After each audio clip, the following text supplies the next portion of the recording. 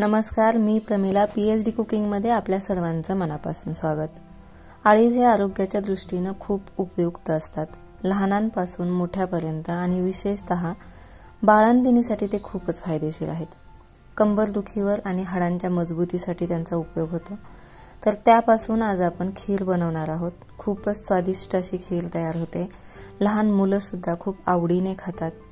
तर ती कशी बनवायची, किती प्रमाणात खायची आणि खाल्ल्यानंतर काय काळजी घ्यायची आणि त्यामुळे आणखी शरीराला कोणते फायदे होतात, या सर्व गोष्टी मी आजच्या व्हिडिओमध्ये शेअर केलेल्या आहेत। त्यासाठी व्हिडिओ शेवटपर्यंत नक्की पहा। रेसिपी आवडली तर लाईक करा, चॅनलला सबस्क्राइब करा। चला तर अळीवाची बहुगुणी खीर बनवूया।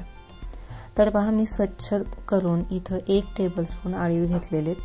ते आधी धुवून घ्यायचे। हे लवकर पाण्यात मिक्स होत नाही, तर पूर्ण भिजले की गाळून घ्यायचं आणि नंतर अर्धा वाटी पाण्यामध्ये भिजत ठेवायचं, अर्धा ते 1 तासासाठी। तर 1 तास झालाय बघा, हे असे भिजलेले आहेत। अरे बापरे, स्लाइम असल्यासारखं वाटायला लागले। तर आपण आता साहित्य पाहूया। मी इथं दूध घेतलंय पाव लिटर, 1 टेबलस्पून अळीवसाठी आणि पाव चमचा विलायची पावडर, 2 टेबलस्पून गूळ आहे आणि पाव चमचा जायफळ आहे। तर गॅस चालू करण्याआधीच दुधामध्ये अळीव मिक्स करून घ्यायचं, मग गॅस चालू करायचा।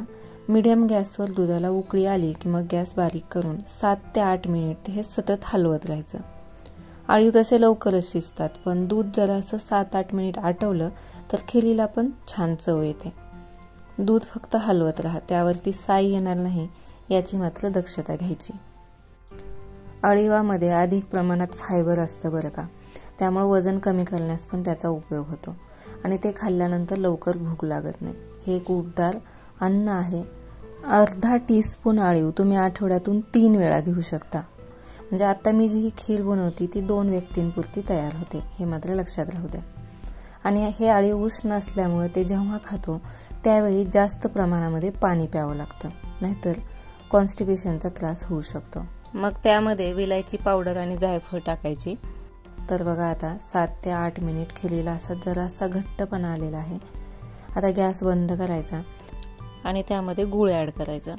तुम्हाला साखर टाकायची असेल तर अगोदर टाका, पण कधीही गूळ वापरणं चांगलं। फक्त गूळ हा गॅस बंद केल्यावरच टाकायचा, म्हणजे दूध फाटणार नाही।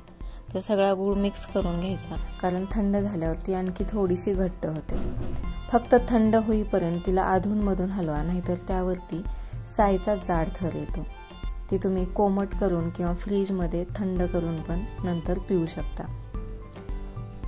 तर या थंडीच्या दिवसामध्ये तुमच्या हाडांच्या बळकटीसाठी या अळीवाच्या खिरीचा नक्की फायदा करून घ्या।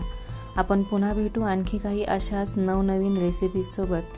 तोपर्यंत पौष्टिक खा आणि हेल्दी रहा। धन्यवाद।